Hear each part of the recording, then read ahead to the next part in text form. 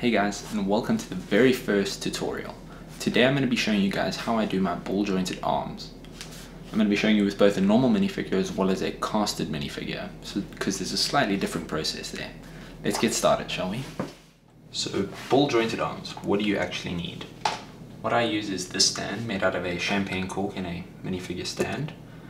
The minifigure that you're going to be working with, here I have a normal Lego minifigure as well as the new Division set by Brick Affliction.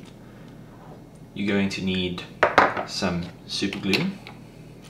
I prefer to use gel super glue because it doesn't make as much mess as liquid super glue. 2 Lego skeleton arms, 2 Lego levers, a hobby knife, a pair of hobby clippers. I choose Citadel.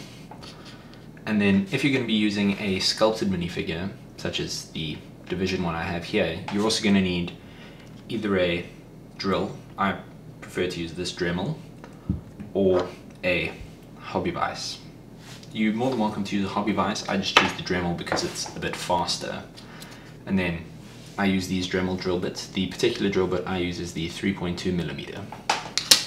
Alright, let's get started. So the first step I'm going to show you with the Lego minifigure first is obviously take the arm out, attach it to your stand, and then take your hobby knife and sort of just, widen this armhole here. I just take the blade and just run it all the way around, just to make it wide enough so that you can fit the skeleton piece inside.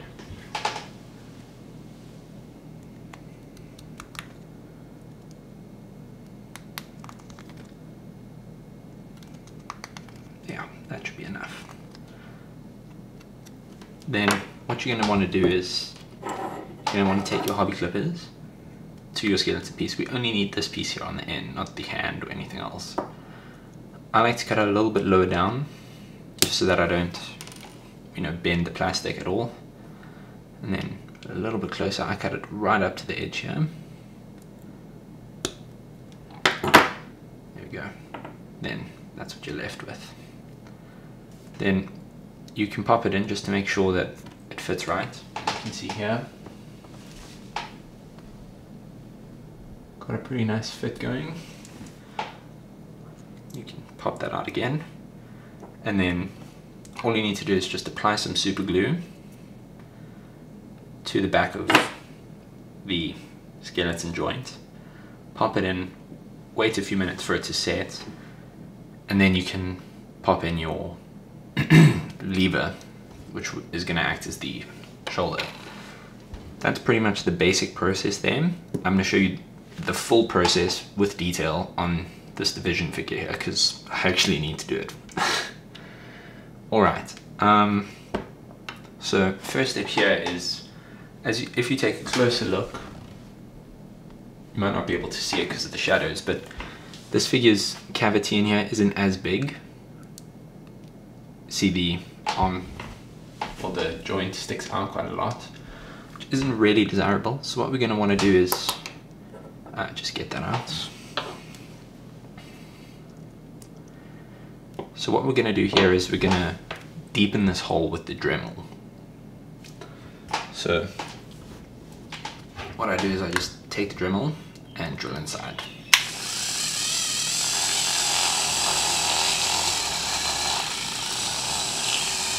It's going to get quite messy, but it's alright.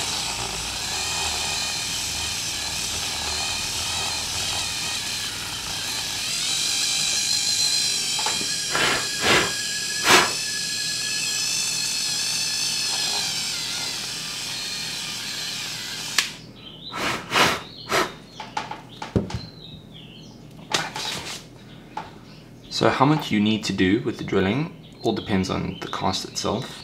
So here, as you can see, now it's almost sitting flush. You can barely see the joint at all. And I'm quite happy with that, and I think that's perfect for this figure. You don't want to make it too recessed because then you don't get much posability because the lever has to be too long. So what I'm going to do now is I'm going to pop some super glue on here. You don't need to put much at all. It's just a little bit. on the back.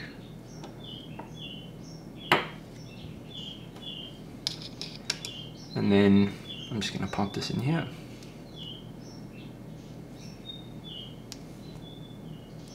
As you can see, it's quite a nice snug fit. So we're just going to wait for that to dry. And then we're going to come back. Alright, so while that was drying, I took the liberty of doing the other arm. Just one point I want to mention with deepening and hollowing out the shoulder cavity, you're not really drilling into the torso, it's sort of just to widen it. So you're trying to make it the same circumference or diameter rather, but just a little bit deeper so that this joint can fit in and almost be flush with the torso. You're not trying to drill all the way through the torso, because otherwise then there's going to be nothing for the glue to stick to. So now, as you can see here, I've got both of my joints in. They're both glued in. I think the glue's had a chance to dry now. So what you're going to do is you're going to grab the lever. I like to use a pair of pliers to do this so that I don't bend the lever itself when I'm trying to put it in. Sometimes you need a bit of force. You don't want to destroy all of your levers because they're quite hard to come by or buy. So here what I'm going to do is I'm just going to try and show you. Just pop it in like that. Then you can see the lever's in. You can move up and down and you've got a bit of movement like that. Not very much though. Then what you're going to want to do is grab your arm and your clippers, and you see this little nib or whatever that normally pops into the torso. You're just going to want to clip that off against the arm itself so that it's flat like that. If it's not a clean clip, just file it down or whatever you need to do. Then you're going to want to clip off the end of the lever here, and then as you can see, obviously this is going to pop in here very nicely. Sometimes it doesn't always fit and you might need to widen that hole, especially with casted pieces. But obviously this is not the effect we're looking for. What I like to do here is I like to cut it too long and then slowly work it down to, you know, the length that I want it to be. Sometimes you want it to be longer, sometimes shorter. It all depends, it's a personal preference. So let's cut it down to here.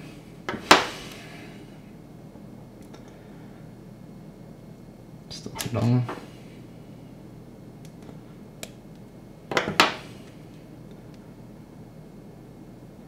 So then, as you can see with that, there is a small gap between the arm and the torso, but it does give you some nice posability options. I'm just going to glue this and then I can show you the full, you know, the full whatever, full range of movement. There we go. So you don't need a lot of super glue, just a little bit on the tip there, and then just pop that on and leave it to dry.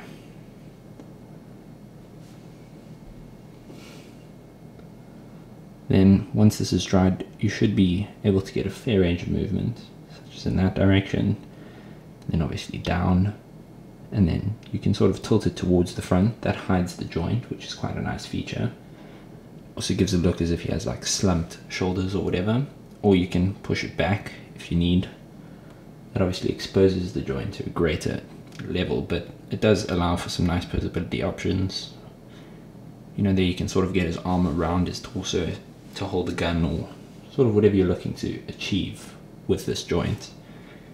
Then you just repeat this same process for the other side, and then yeah, you have your ball joint done. I really hope you guys have enjoyed this tutorial. It's been fun to show you guys how I do this thing. Credit for this method is to Andrew VXTC. I've sort of slightly modified his method. I know he cuts down the lever on the edges here. Not entirely sure why. I think it gives it a easier fit, because the method I use slightly forces the skeleton joint open and can lead to it, you know, breaking down over time or whatever. But this is the method I use. I'm not sure how his really differs, but all credit to him because he did come up with this. I'll leave a link in the description to his channel. I hope this tutorial's answered all your questions on this. And yeah, let me know in the comments what are the things you'd like me to show you. Thanks guys. Cheers.